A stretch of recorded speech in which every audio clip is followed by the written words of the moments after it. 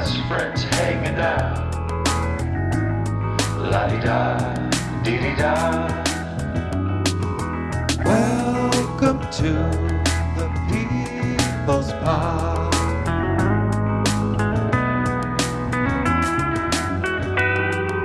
Welcome to the People's Pod. Just a couple of best friends hanging out.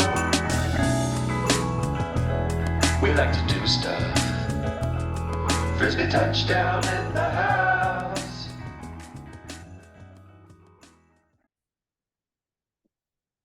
We are live. Hello, everybody. Hey, I literally just said I'm ready, but now I'm feeling the light behind me that's making it all fucked up. This is good podcasting right here. Yeah, we're doing a classic Ross pivot. Pivot quickly. Pivot hard. There we go. Get that nice Growlers logo in there. Some screen time. What the hell? Season tickets now available. Just kidding. Get out of here. Okay, we're ready. What's up? Yeah, growl. Look at that. Look at that. We're knee deep in the playoffs. Lots of action are happening. We had a crazy down to the last minute matchup. Other ones weren't as exciting. But you know, still crazy. So crazy. A lot of ins, a lot of outs, a lot of moving parts. Like, and for no instance, stress. No stress. how the hell did Evan swap out his lineup like that after it started? Yeah. Did anyone get to the bottom of that? No, and he didn't offer any additional information. It's just a mystery. Yeah. Not that it really mattered. You know what? I make a motion to eliminate any further results he may have in the playoffs, and whoever his opponents may be, just get a move on. Seems fair to everybody, especially Max. Max is just sitting there like, oh my gosh, who's the character? It's just like justice. Tyrion, you've come to the wrong place. That one? No, an animated character. Anyways, yeah. I'm freaking out, man. I'm freaking out, man. It's so cold in my house. I have got this cardigan on. I got my sweatpants on. I've got like a nice thin sweater. Layer on layer. Yeah. It's like super sunny and nice out, but inside, forget about it. It's like the cyclone that's taking over the snow cyclone that's in the Northeast right now. Have you seen? It's like, I'm sure you've seen all the matchups that are going to be like below freezing this week. There's like 10 games. Yeah, it's insane. And fantasy historically suffers. Somebody did a deep dive on Reddit, and it was pretty remarkable how the drastic difference, which makes sense because if it's negative 30 out, I don't want to be there, and everything hurts more. Why don't you dive into your past weekend as I enjoy this nice Florida Man double IPA. Florida Man, yeah, it's 11:40 a.m. Pacific time. It's a little too early for me. I still have so much shit to do today, and we're starting our holiday journey this evening, so I will not be partaking. I will be drinking water. This weekend was dope. Weekend was dope. Ashley had blocked it off like a month or two ago because we knew that every other weekend in December we were going to be out of town or like hosting people. And so it was just date weekend booked. It's pretty cool. I highly suggest everybody becomes intentional about their date times, date weekends. Because it was just cool. Just dedicated, like we're doing whatever it is that we want to do. We had a couple goals, Christmas shopping being one of them, Christmas movie watching. Yeah. Also important. Yeah, so it started Friday night. One of Ashley's friends hosted like a friends get together, Secret Santa situation, which was very fun. Um, both of our Secret Santa gifts were huge hits, got stolen both times. And That always makes it feel good. yeah, totally. There was a bunch of booze. Uh, let's see. I got a date in a box, which is pretty cool. It's like it's like a Mexican themed date where they give you like maize powder and they teach you how to like make tortillas.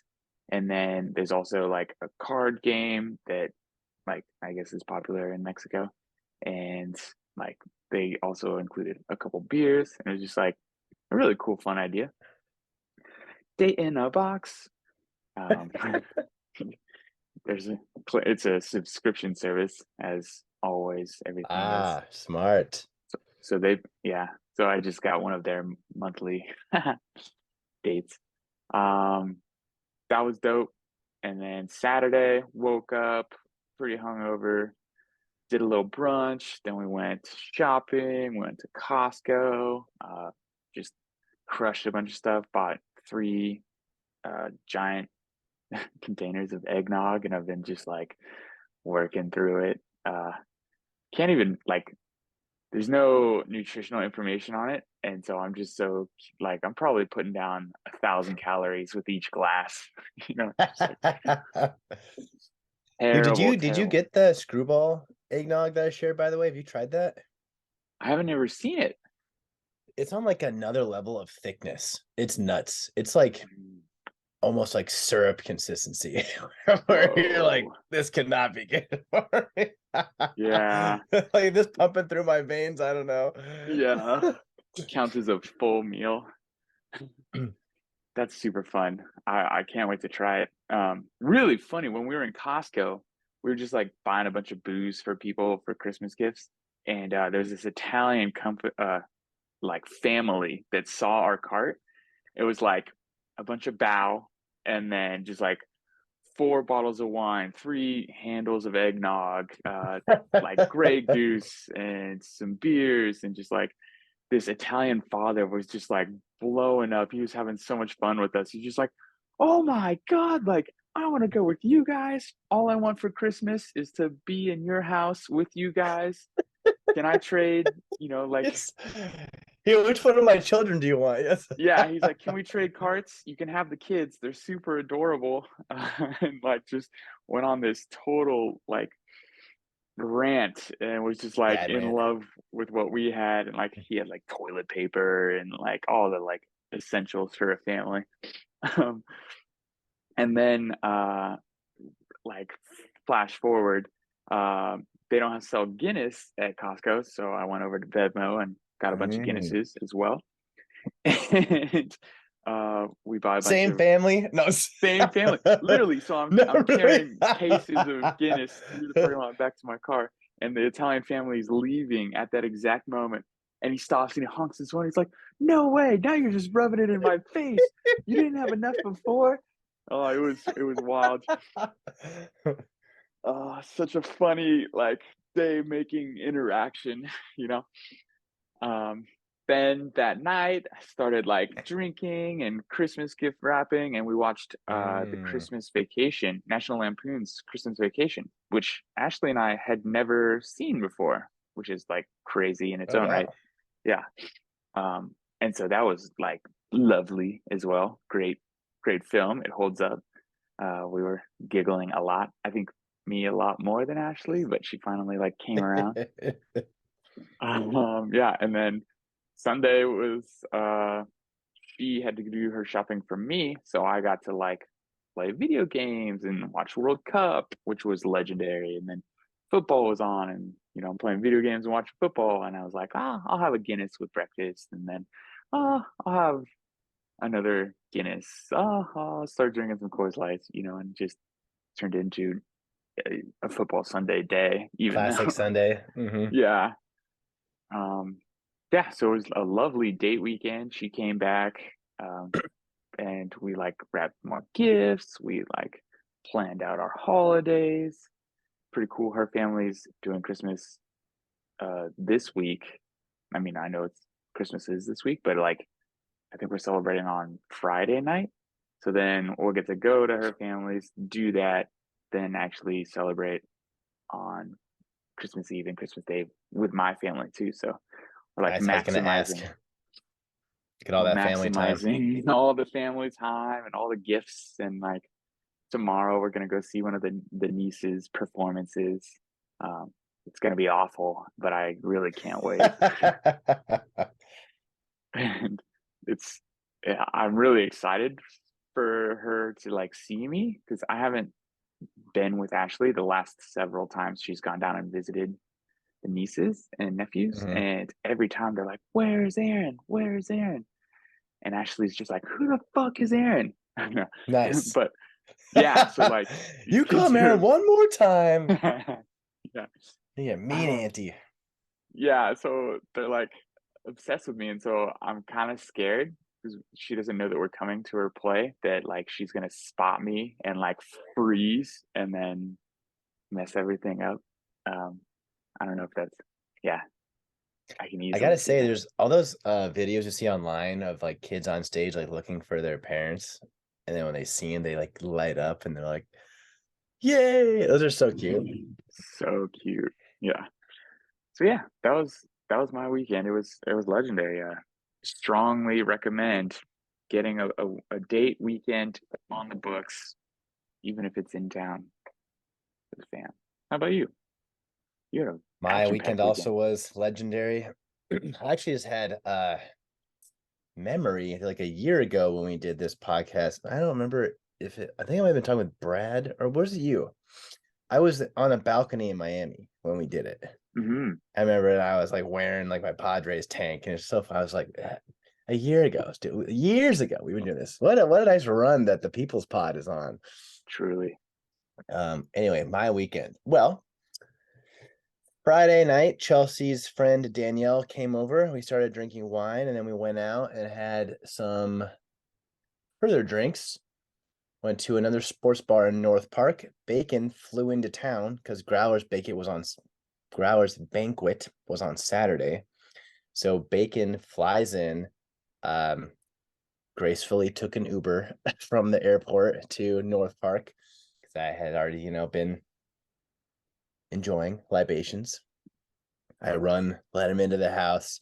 We go back to the bar, drink some more there, go back to our place, play a bunch of Uno Flip, which is two-sided Uno for those of you who haven't played it, where it's like two different rule sets, but each face color. So one side's normal colors, and the other side's like these alternate colors. And each one of those sides, there's one card or one type of card that makes you flip the deck. So basically Oh, you're playing and someone could play a flip card and then you got to flip your hand, playing flip again. wow. So there's a bunch of flipping back and forth. So the games go like longer. And on like the new side, there's like stiffer penalties. Like there's like a +5 card. But anyway, we played So that till good. like the wee hours in the morning, drinking a bunch of wine. We didn't go to bed till like 1 a.m.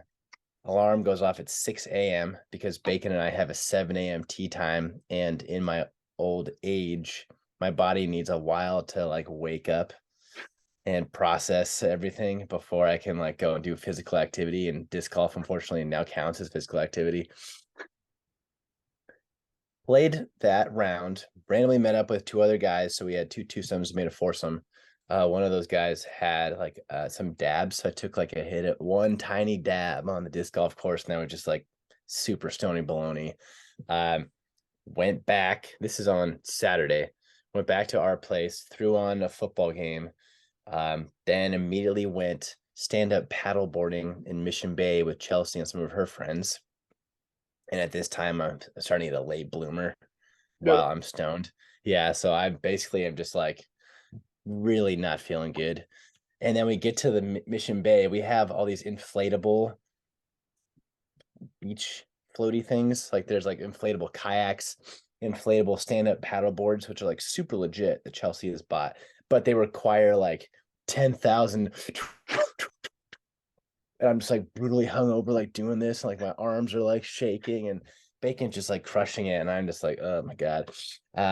But we get there, we paddle across the bay and paddle back, go out to have lunch, watch the end of the Vikings Colts game, which was insane. Back to my place. So this is like around 4 or so. I'm trying to think if I took a nap at this time. I think we actually got back at like 3, and I'm still struggling.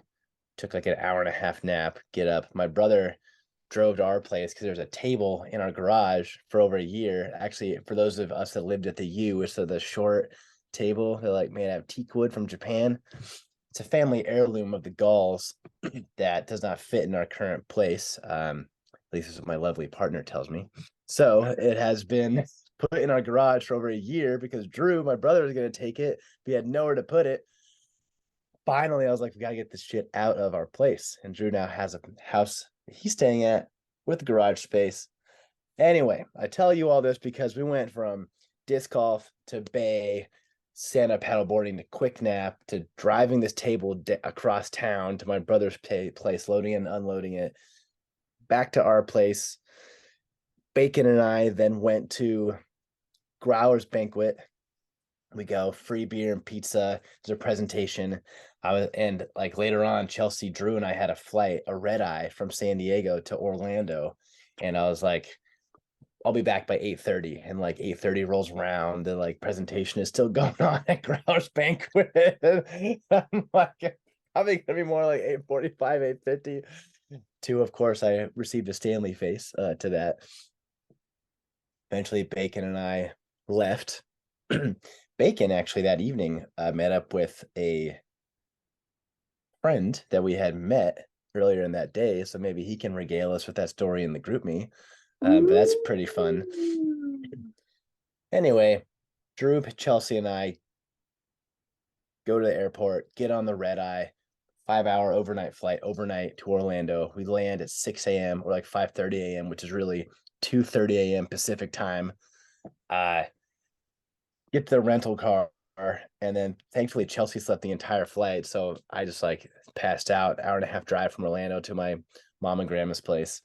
And I've been here the last few days. It's been great playing Skull and Uno Flip. Show them Wednesday on Netflix. If you guys haven't watched Wednesday, it's really funny. I highly recommend it. I've been playing some disc golf. I found a course that's 20 minutes away in the woods. Extremely frustrating, as you know, wood course can be. I shot -1 yesterday and +5 today. So probably won't go going back to that. And we're here through the 28th. Damn, that's epic. I heard an analogy that Wednesday is like Harry Potter, but for emo kids. I would say Wednesday is like Harry Potter for, well, it's hard to say. I don't want to just give too much away from Wednesday, but it like starts in the very beginning. Kind of like there's a lot of like Gen Z oriented speech. They like mention on like all the social media platforms and like lingo. And Wednesday is completely opposite of all that. She's just like, fuck that, fuck that, fuck that, fuck that, fuck that. And then as the series gets deeper, and it's a murder mystery, by the way. So it's like you get clues every episode, and like she's trying to figure shit out. Things get more and more fantastical. So it doesn't start like super crazy, but by the end of the series, there's like a lot of magical stuff going on. Cool. I liked it. I'm happy that I'm rewatching it with my mom and grandma. Nice. Although That's I'm fun. pretty easily amused with these types of things. So Yeah. take that into consideration. Our little golden retriever. Oh, side note with that, and sorry to interrupt you. Every like month, my team at work, CS Customer Success West team, has like a monthly stand-up meeting. Actually, it might be bi-weekly. Anyway, someone's got to come up with an icebreaker every time, and it's been like it's rotating team members, and it was my time this last time, and I was like, do I ask like, what are you doing for the holidays, or something more fun? And then I was like, I'm gonna ask people to identify as a dog and what dog it would be. And so I led with, I've been affectionately called by my friends the human embodiment of a golden retriever because I'm extremely enthusiastic and full of energy, and sometimes can be easily distracted. And then, from like all my teammates. That's a great icebreaker and very fun. Very fun, very legal. Next section, atonement section. Weaver still owes me a shot. He's refusing to do it, so hopefully he'll do it before the game's complete this weekend. In making sure I didn't wrongfully accuse you of not doing the shot, as I have done many times on this podcast, I scrolled back in the past week, found your video of you drinking the beer, cheersing everybody, which I double checked that wasn't a shot video. And in doing this research, I noticed that there was a certain weekly shotgun video that did not happen. So hopefully that individual doesn't have some bad juju coming their way in their semifinals matchup this weekend. Hopefully that individual is still alive. That's very worrisome. Death, taxes, and the Sunday morning shotgun video, right? That's what they say. Yeah, he only has a few of them left. He's gotta live it up. Yeah, talk about taking the legacy and making it your own. That's been one of the cooler parts of this league, I will say, how that's grown. That folds right into. Oh, sorry. Go ahead. I really enjoyed O'Malley cuddling his trophy. I was joking with him when we're in Sonoma. It'd be really cool to get like a calendar of him and all of his adventures with his trophy. But yeah. Do you know what would have been funny? And this obviously would never happen, but there was one more groomsman than bridesmaid. So imagine we're all like paired up, and Stu and I are 2-1 on the bridesmaid. So imagine we all like switch it up and we walk out to where, I guess O'Malley wasn't even a groomsman, so this wouldn't have actually worked. I just imagine O'Malley like walking with the trophy like down the aisle, like to the front. Yeah. Or like having it like in his behind his jacket, so it's with him, just giving him strength. If I can win Frisbee touchdown, I can do anything. I can do this. It's just talking. I can fit more of you. I talk great. I'm a great talker.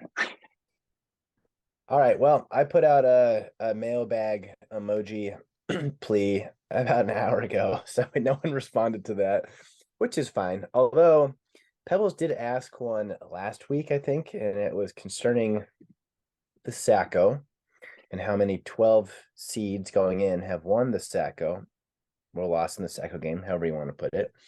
So I did a little dive on that, but I at first wanted to mention the Sacko poll. Who was the originator of that poll? Was that O'Malley that created that? That sounds right. Because we all voted. I remember, so there were 5 options, and I had to read it twice to be like, wait a second, how there can be 5 options with only 4 people eligible for the Sacko, and then recognize that Adam was the last one, and I of course voted for that one because of the laws. But then it ended as a tie, where Stu was one of them. Who was the other one? Do you know the results of the tie? Stu and maybe Brad. I'm looking for it now. So while that's happening, I can dive into my research here. This is the 10th anniversary of Frisbee Touchdown, the 10th season, which actually we get into the debate of what the 10th anniversary and the 10th season is, because the 11th season with the 10th anniversary. Anyway, so I went back in the last 9 seasons that have happened, and I have found 4 out of 9 times the 11 seed played the 12 seed in the Sacko game. So the last 2 actually were the last 2. 4 out of 9 times. Wow. And actually separately, well, no, let me back up. Twice out of 9, the 12 seed actually got the Sacko. So the odds are actually in Pebbles' favor in that regard, where only twice of all the league history going out of 2013 did the 12 seed win the Sacko. Wow. Although that actually includes all of the matchups and not solely the ones that the 12 seed were in. So let me see, that was 1, 2, 3, 4, 5. Okay, so 2 of 5 times the 12 seed made it to the Sacko game, and then lost. But revisiting these games, because we always like to revisit these types of things. Back in 2013, Evan defeated O'Malley. That was the 11v12. O'Malley was the 11. 2014, it was Brad versus Pebbles. Pebbles won the trophy as the 11 seed. 2015, Bill versus O'Malley. That's a 10v9, and Bill as a 10 won the trophy. 2016, O'Malley in back-to-back appearances. This time he takes home the hardware as the 12 seed.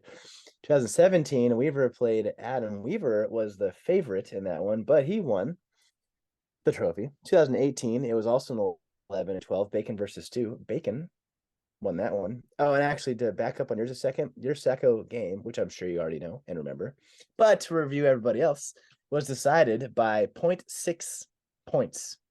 Less than 1 point separated the victor and the Sacko in the 2017 matchup between Weaver and Adam. Anyway, moving on. 2019, it was at 11 and 12, Evan versus O'Malley.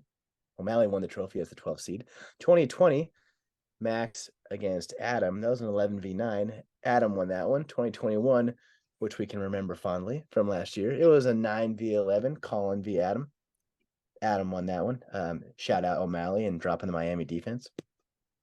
And in this year, we are back to an 11v12, Brad versus Pebbles.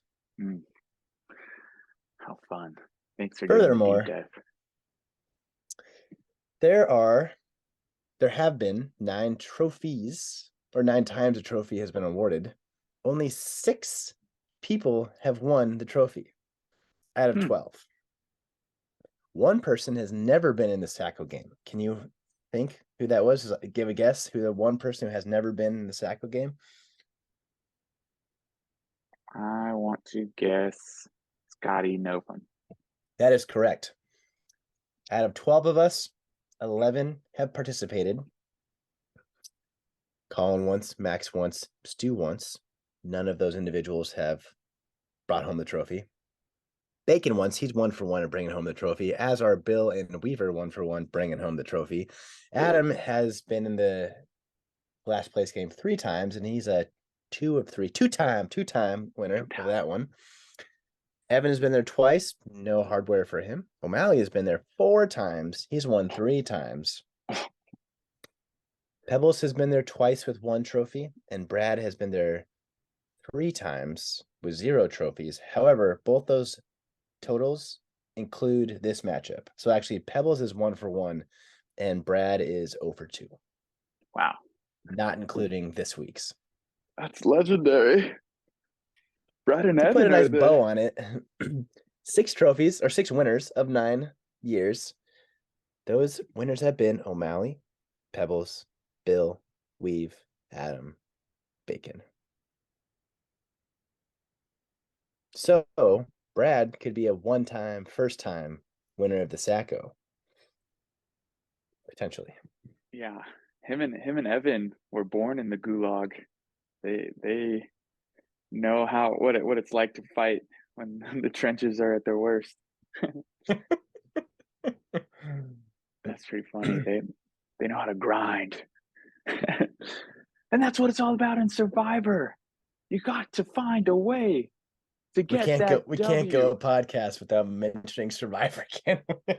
It was a very good season this year and a very controversial winner this season, which is very fun. It's great for the podcast. It's great for the fans.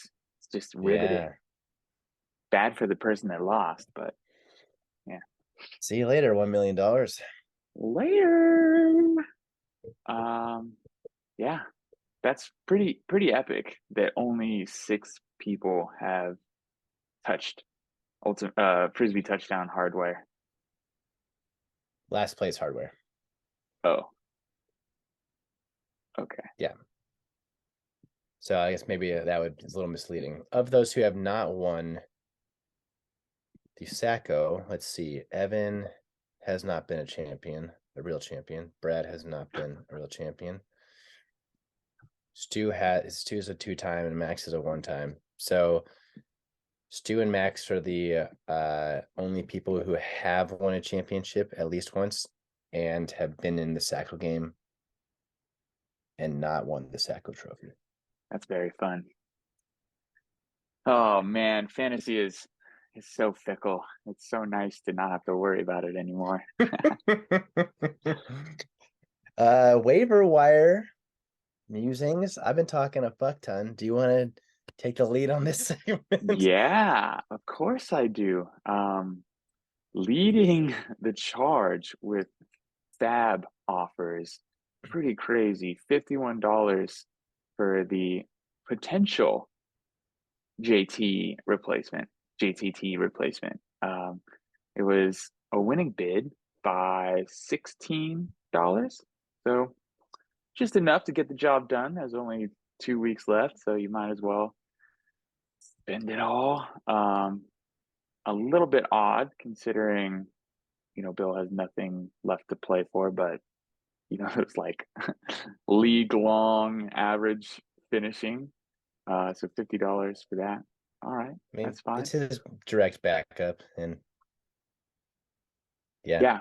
$21 for Deion Jackson, the potential also direct backup. So there could be a lot of value there to you. Well done, sir, with that. I think that you part of your success has just been being a waiver wire shark, picking up players, trading them away somehow. We had a $0 battle of the bad for Marquise Goodwin, me versus Bacon. I enjoyed that.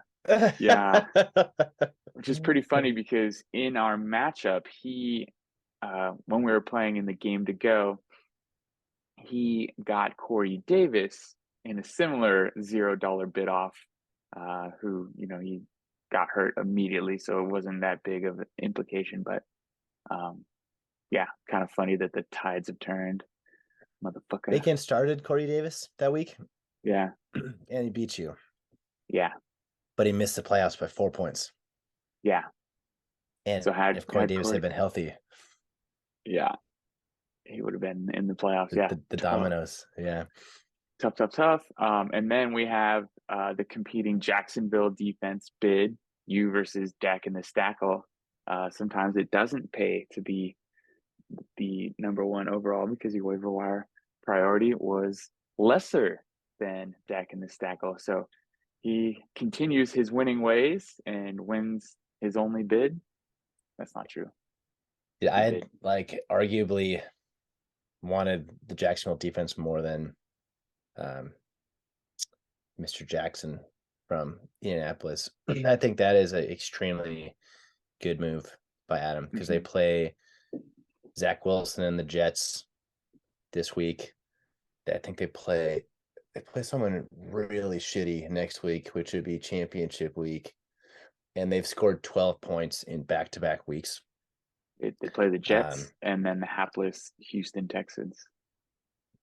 Yeah. I think the Texans. Yeah. In any case, I was bummed to see that I had lost by the priority. We don't need to get into my strategy, but $1 more. Could have been $1 more. I did notice, this isn't fab budget, but you picked up Brock Purdy, and he is labeled as questionable. So, what the hell, Colin? Can you please? He was questionable before I picked him up. But secondly, Evan started the petty posts, and so I thought, you know what? Maybe I need to, do a little jab at Evan here.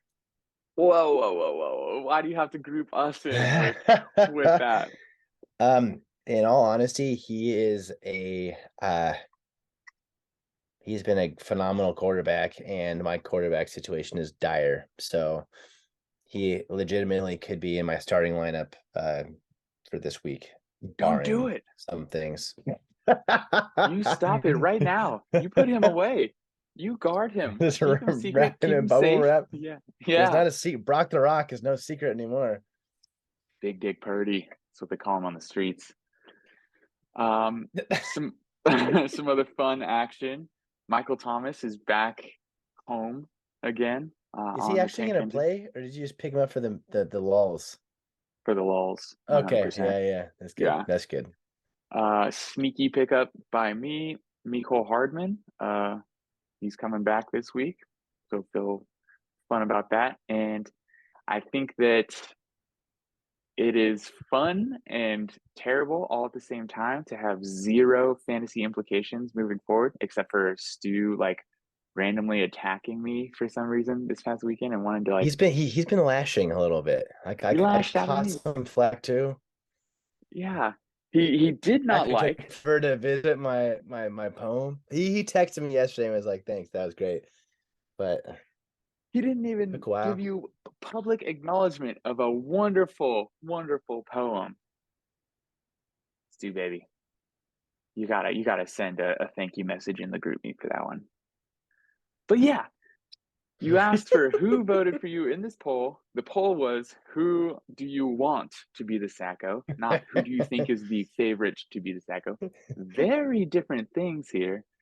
And I want Stu to do it because I think that he's most likely of the remaining four last week to continue on with like the shot or like trophy drinking tradition. And so that's what I wanted.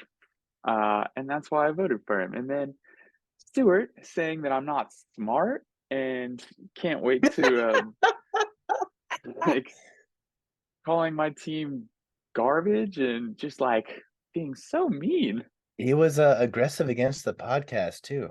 He was like, "Nice call, smart guys," which had me think of that Theodore Roosevelt quote, "The man in the arena." And without getting too much into it, the quote basically is like, "There's a person in the arena. There's people in the crowds. People in the crowd are like talking shit to the man in the arena or person in the arena, but they're in the crowds and that person's in the arena." The whole gist of it is like, don't listen to those people who aren't doing, right? If you're the person like doing something, even if you're failing, you're trying to do it. Mm-hmm. Don't listen to the peanut gallery. But I didn't want Yeah. to explain all that in the group me. Yeah. I was like, whatever. Yeah. Okay, Teddy. That's fun. Speaking of Stu, he picked up the Tennessee D, $5 uncontested, who a few weeks ago I was super jacked about because this week they're playing the Texans. And then they promptly got me -4 points. And I was like, fuck this defense. And that actually was also the weekend that the Texans, this is the weekend of Adam and Noel's wedding.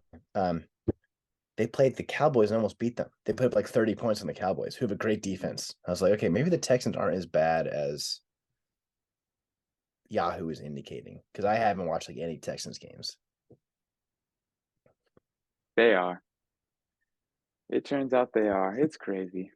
That was really fun too, because Stu called the ending of that game. Like they're gonna kick this field goal instead of going for it, and then they're gonna give up a last drive touchdown and lose by 1.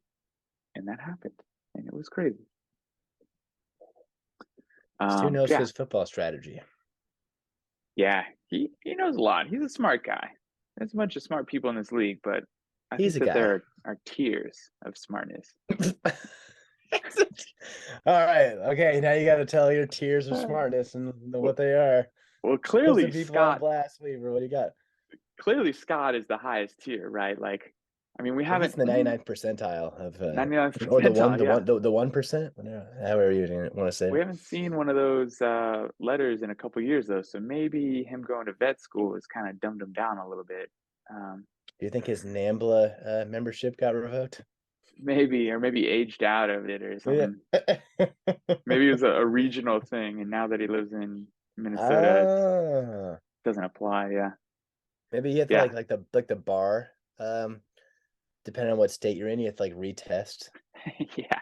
He just hasn't got around to testing in Minnesota. Yeah. He's been too busy guy. He's a busy guy. Busy guy taking tests for veteran services. And that's where my rankings we got end. Wild Night by Swamphead Brewery. Ooh. Shout out Gainesville. Might go there next week. I want some Swamphead. Yeah, that's 90% of the reason that I bought this Beer. Swamp. Hey, Chelsea, look at this. The implication. Yeah. Stanley face. I catch a lot of Stanley faces, but that's all right. I think I deserve most of Rightfully them. so. That one deserves a Stanley face, 100%. Golden Nuggets and Fool's Choice. Only baby. 4 games to do this for, as 4 of us were not participating. Where would you like to start? Let's start with the dearth of talent versus the Angels in the outfield. Okay. Fool's choice for Peebly was the unfortunate draw of Stewart in the playoffs. He would have handily beat either of the other side of the Sacko bracket. So that really is just a total bummer. Golden Nugget. Yeah. He had a great week. 122, you'd be happy with that 8 times out of 10. I think he would have beat like 3 out of the 4 people that were playing. Yeah, 1, 2, 3, 4. Oh, I had 0 points. That's right. Because I sat everybody. Why'd you do that? It means like more work than anything. It doesn't make any sense. After all that chatter, I added up my points and it would have been like 104. So Pebbles would have beat all but Evan in the upper bracket as well. Yeah. I cut you Bacon. Bacon in the lower bracket. Yeah. Jeez. It's tough. And I think Pebbles has had some like pretty brutal luck. Looking at like some of his losses where he like puts up 130 but loses, to somebody putting up 180. Happened to him multiple times. And if that doesn't happen, then his rankings are different. Let's see. Yeah, lost to Max, 130 to 143. Ouch. Put up 123 against Scott week 7, lost to 131. It's just bad luck all around. So I feel your pain, buddy.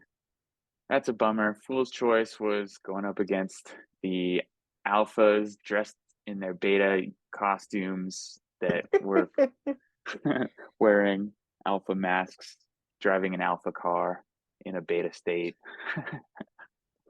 What's his golden nugget? His golden nugget is that he is going up against a worse team in the ultimate Buckaroo Bowl. And if he can just repeat this performance, then he should be good to go. Yeah, that's a good one. I think Lenny Fournette is like healthy again. He's in a timeshare, but they're playing against Arizona, hapless Arizona next week. So that's a fun one. AJ Dillon is looking great. He's just a rumbling, stumbling, bumbling fantasy point scorer. And he got cleared through the concussion protocol already. So that's huge. Big Dick Purdy and George Kittle have this connection. It's like Trey Lance. Dude, find your Kittle. tight end. Yeah. So that's all good things. Did you see the video of J.K. Dobbins running and how terrible it looked? Yeah, I think it was. Oh yeah. 2 weeks ago, and he looked like Tex running. In fact, that the old Tide guy, like lift your knees, Tex. What is this? Yeah, what's he doing out there? The Ravens have an interesting situation where they're like still very much in like playoff positioning, but like all their guys are injured. They're freaking QB1, wide receiver 1, running back 1, tight end 1 has been injured for a while. Like they are super banged up, but they're still getting it done. Yeah. Beyond Saturday's snooze fest against the Browns, 13-3, the fucking cursed Browns. God damn it. Anyway, next matchup we got It Hurts When 4 Men Are Inside Me versus Cuck Me Black. This matchup, at least in names, is very fitting. These are very simpatico. Hurts When 4 Men Are Inside Me and Cuck Me Black. Cuck Me Black took the ultimate L as we were all monitoring on Monday night. The Lizard could not get it done. 1 reception for 7 yards. Weak and pathetic. Very weak and pathetic. Romeo Dobbs came back and led that receiving core, at least in yards. 55. It's hard to really find a fool's choice in here because you're gonna start Tua, you're gonna start Juju, you're gonna start Jerry Judy, you're gonna start Olive, you're gonna start Miles Sanders, who has been really good this season. Like he scored 29 points the week before. You're not gonna sit him. You're gonna start mixing 5 touchdowns. Komet over Hooper. There's no really difference there. Fool's 20 choice points out of your kickers. is this. Here's the list of fool's choices. If you start Chuba Hubbard, DJ Moore, Austin Hooper, or Joshua Kelly in your flex spot, you avoid the ultimate Buckaroo Bowl. He's not gonna play Joshua Kelly, who's the RB2. Chuba Hubbard, I don't know, maybe you play him. Like, what was he doing beforehand? He had 17 points the week before. So, okay, maybe that's a little questionable. I mean, the Lizard has been not terrible this year. It's true. I don't know. I can see it, right? Like, I don't feel like the decision was bad. Oh, I agree. It's just that is clearly the fool's choice. DJ Moore also has been bad this year. He had 0.6 points last week. Are you gonna trot somebody out with 0.6 points in your lineup? Yeah, the week that before? would be infuriating for sure. But yeah, that's rough. It's a rough go of it. Only getting 7 yards out of the Lizard. Silver lining. Excuse me. Golden nugget. I don't know what the silver lining is. No one's doing silver lining. No one's ever done silver lining. Golden nugget. Well, that's not it. Well, yeah, okay. Maybe you get the Tua against Green Bay in Miami, so they're not going to be playing in a snowstorm. That's nice. Miles Sanders potentially could be leaned on more in a game where Jalen Hurts is not going to play. You know, Minshew Mania again. Remember when we were going to get you a Minshew Mania tank when he was in Jacksonville? Oh, that was a fun meme. That was a fun meme. I don't know. Obviously getting 20 points out of your kicker is awesome. And the Colts are now playing the Chargers, who have been bad on defense. Although Matt Ryan is sitting and Big Dick Nick is starting. So who knows? I mean, Chase McLaughlin could very easily put up 1 point. Golden nugget is we'll be on walk sweep watch for Brad in the Sacko game. He's been in tune with kickers recently. I mean, last week picked up a kicker that put up 20. The week before was only 6 points, but the week before that he rostered 2 kickers and chose the right one with 16 points. I think it's insane and just like speaks to the fickle nature of fantasy that Brad's special teams and kicker put up 29 points and his team was only able to score 92. That hurts your soul, doesn't it?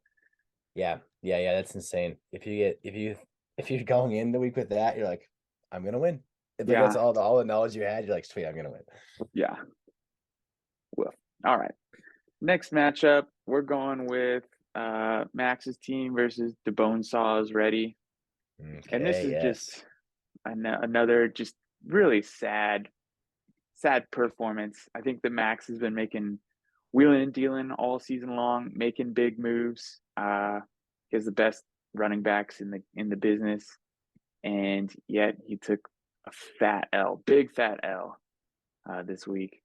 Justin Herbert putting up less than 9 points is just so devastating. Against a defense that had -4 the week before. Right. -4 points. Tennessee gives up the third most points to the QB position, and then that's the duck that you get out of Herbert. Like, brutal. Devontae Adams scoring less than 5 points. Brutal. Dude, I was reading the recap of that game. It was like everyone else scored touchdowns in that offense. Waller had in his like first game back scored a touchdown. Mac Hollins, I think, scored a touchdown. Like everyone was scoring touchdowns in that offense except for Devontae. Yeah.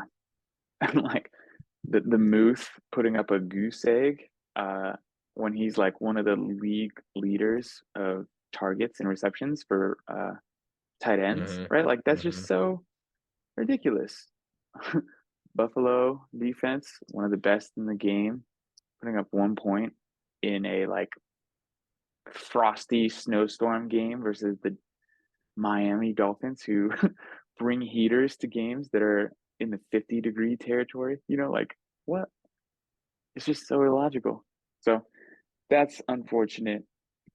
To your point, fool's choice. Like it's hard to find one here because I think that you set your team up for success, Max, and your golden nugget is now you don't have to care anymore.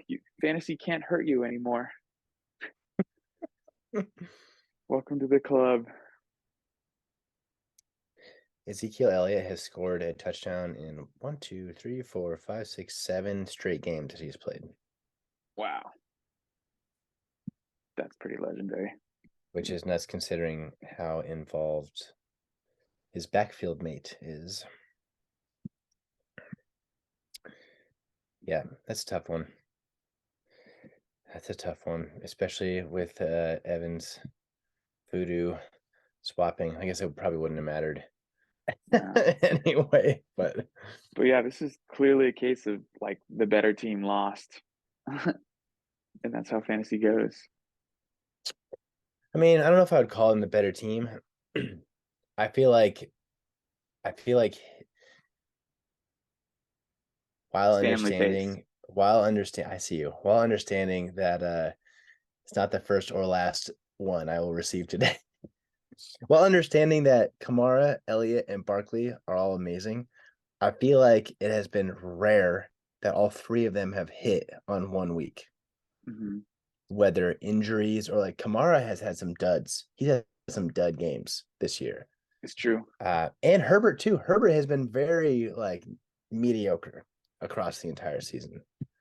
Yeah, he had that rib injury early on. But just strictly speaking, like if you were to go to like fantasypros.com and got the like ranking of each player, I would wager that Max's team has the better team on average. That's kind of what I was like getting after, even though that's not how these things work, Fantasy right? Like works, matchups. Yeah, but sure. Like I said, he took a big fat L. Fat L on his chest. Last matchup, we have Dak in the Sacko versus Performance Enhancing Scott. And Performance Enhancing Scott took the L. Scott did play a full lineup where it was touch and go there, whether Pierce would get out of that lineup or not, or Cooks. I think it was Pierce. What he did wrong. About. Took out the guy. Huh? Oh, he took out Kenneth Walker. He didn't. Did he take him out? That's not why he lost. It was Pierce. Damian Pierce was in his lineup and doubtful, but Scott is at his best. His team plays. Oh, when he leaves it, you're saying that he should have left it in there? Yeah. Should have gone with his patented 9-player start. Yeah, I don't know. Maybe this is just like the fantasy gods having like a course correct. Like everything is gonna correct to the mean. And although on the other side, I mean, it probably is remiss of us not to acknowledge Adams' Phoenix-like rise from his 0-4 start to now the semis. The Sacko is huge for him, but whatever. This is not about Adams. It's about Scott.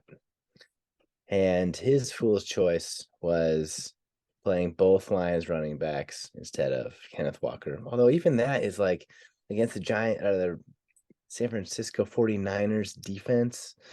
And then Jamal Williams is leading the world in touchdowns. So like, how can you say that one? MVS, I don't know. I don't think there's a fool's choice in here for Scott. Got 17 points out of the fucking Giants defense, which is insane. Yeah. There's another Nice one move. for probably if you're like, hey, you're gonna get 17 points out of your defense, like, oh, I'm gonna win. Burrow had a great game. Yeah. It's just a better game from Adam's squad. Yeah. It's pretty cool to see people like in tune with their teams when it matters most. Like not that many wrong decisions. To your point, like even with Brad's team, like Alan Lazard has been consistently high floor player, like that shouldn't have happened.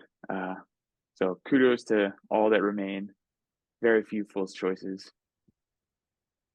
Speaking of all that remains, we have many matchups to talk about and not much time. Oh yeah. Should we not talk about the ones that don't matter, only talk about the ones that matter? Is that an injustice to those that are in the ones that nope? Okay, let it be known that Weaver is speaking for all that are in the super consolation matchups. Fuck them. Nobody cares Let's start about with the 7 ones through. that are not as exciting. Why don't we start with Smuggy, Chubby TM versus DeBone Saw is ready. I would like for you to start.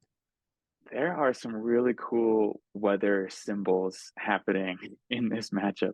I've never seen the golden wind before. Yeah, you know what that means? 50 miles an hour. Oh, gross. I wish So, I would have got Zach Moss. yeah. Yeah, I think that you're probably going to be feverishly debating back and forth what to do with your lineup. And probably, I forecast some tinkering to happen. I'm picking Evan here because I think that your team has a lot of headwind. I think you have been very mortal these last 2 weeks, and Evan's team is scrappy and it's found ways to win. And that's all that matters. The team that gets hot in the right moments. Lamar Jackson, is he going to play? If he does, is he going to be any good? Who are they throwing the ball to? Like, nobody. It will be Mandrews, so like that's an advantage to Evan. I don't know, man. I think you're in a scary spot. Justin Jefferson has been exactly what you want out of a first round pick. It's been pretty cool for you. But yeah, I think Evert's taking this one, especially if Thielen steals a couple TDs. Yeah, I feel scared. Ever since I high spotted the league at 191 like a month ago, it's been bad. I feel like Lamar will not play. I feel like Deshaun Watson is the devil and has really tanked both Nick Chubb and Mark Cooper's fantasy success. And actually, the Browns are also over since he took over. Let it be known. And also, I'm scared about playing the Jets defense against Trevor Lawrence, who is like putting up 40 points a game all of a sudden. So yeah, I think my team has some obvious holes, and I think if I do win this one, I think it's gonna be like a 110, 105 or less type situation. I played Evan a few weeks ago. He's one of my rivals. I think, or it might be right before my rivals. No, it's right before one of my rivals. Anyway, I beat him then. I can beat him again. Fucking got 11 wins. I went wire to wires, #1 in this fucking league, and it's my year, so I'm taking myself. Cool. How fun. Next boring matchup: O'Malley versus the Phoenix. Adam. ETN good in the neighborhood versus Dak in the Stackle again. What do you think? Doing some live look-ins. One storyline to follow here is which Evan Ingram are we going to get? The last 2 weeks, he has been elite. And the week before that, he was garbage. So that'll be huge. Thursday night game. If Yep. Adam gets, double-digit points out of Evan Ingram, he'll start to feel good. This one very easily could come down to Monday Night Football. Wow, almost all of O'Malley's team plays on Saturday. He'll be done. He only has defense playing on Sunday night. Oh, Additionally, he has ETN for the Jags. So kind of an ETN versus Ingram subplot here in that offense. How is the game script going in that matchup on a Thursday night game where Trevor Lawrence actually has the cue today? He's got a toe issue. And so does Josh Allen. Yeah, I think I'm gonna have to go with Adam on this one. I think O'Malley's team is kind of like yours in that you guys are both dealing with some injury headwind. I mean, Jeff Wilson Jr. going down, he was like really excellent on the Dolphins there for a minute. I think that Adam's team is going to find a way and continue his groom's luck. I wonder if this is intentional, but maybe Adam was doing it for next week. The Jacksonville defense currently not in play. The Jacksonville defense against Zach Wilson. He's playing the Baltimore defense against the Riddler. That's probably the play. Little long con move there by Adam. Yeah. Any case, this is a battle of the stacks. No, I literally gonna say that we have two stacks going here.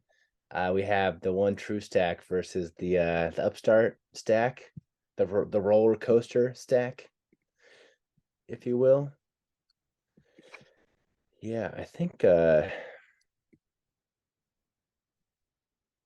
and fucking Derrick Henry going against Houston. I saw a tweet that was like in his last 6 games or whatever. It's just like he's like averaging 125 yards and 2 touchdowns a game or something.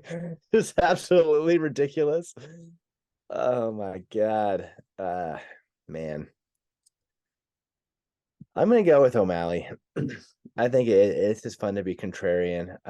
Additionally, it is the one true stack. And yeah, that's all that needs to be said, I think. It is the one true stack. That is for sure. All right, well, the moment we've all been waiting for. The one for all the marbles. What are your thoughts on the ultimate Buckaroo Bowl? The naming convention? Mm-hmm. Or what? Oh, yeah. I like it being called the Sacko. I recognize that this is a borrowed, adopted term from elsewhere, but I like the weekly Buckaroo Bowls. I like their like it's just a bunch of buckaroos playing fantasy football together, no matter if you're a champion or a Sacko, and depending on the flow of the season. I mean, how many times have we used Buckaroo Bowl weekly on this podcast? Like, I don't want to lose that.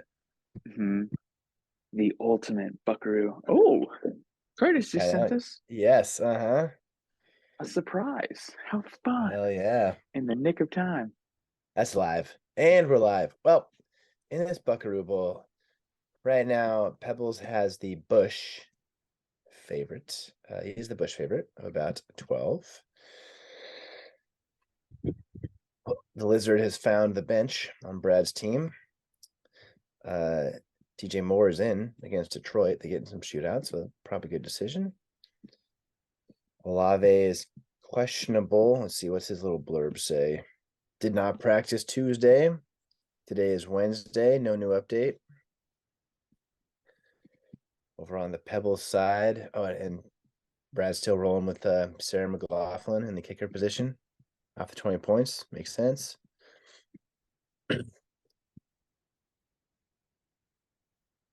Dobbins still in Peb's lineup after we were just talking about how he was limping around.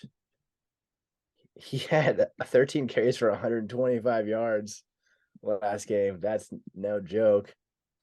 He Yeah. did not miss practice Tuesday. I know a Raven that did miss practice today, so good for Dolphins. Kittle, Dylan. I'm taking Pebbles to win this one. I think he's got some more momentum. Brad seems a little more boom or busty, where we talked about Pebbles coming off the 122-point performance last week.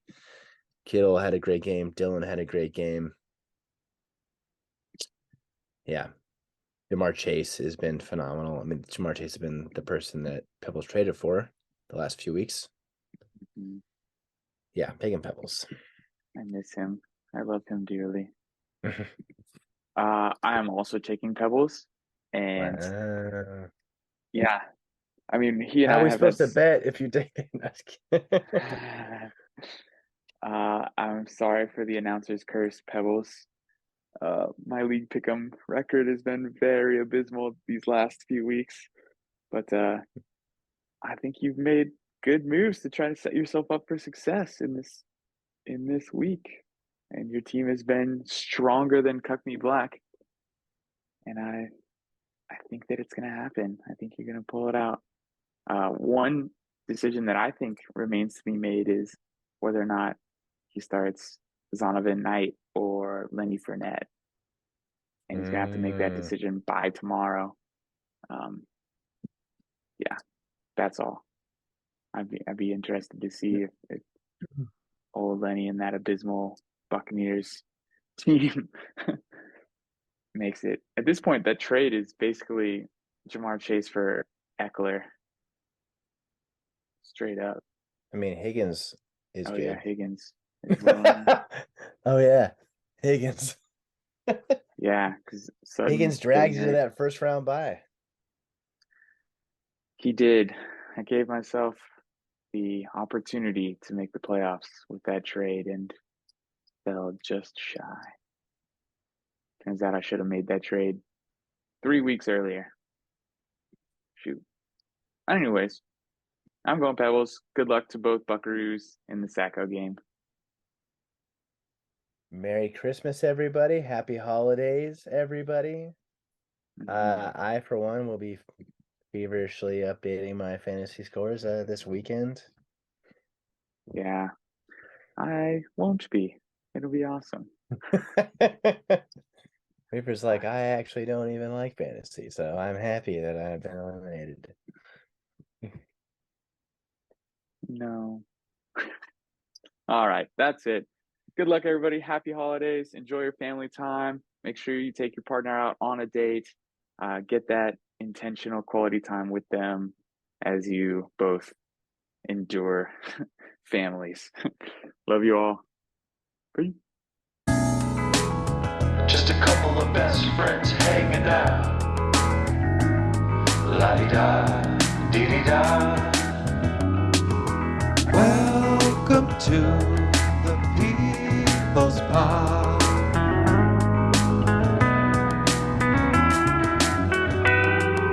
Welcome to the People's Pod. Just a couple of best friends hanging out. We like to do stuff. Frisbee touchdown in the house.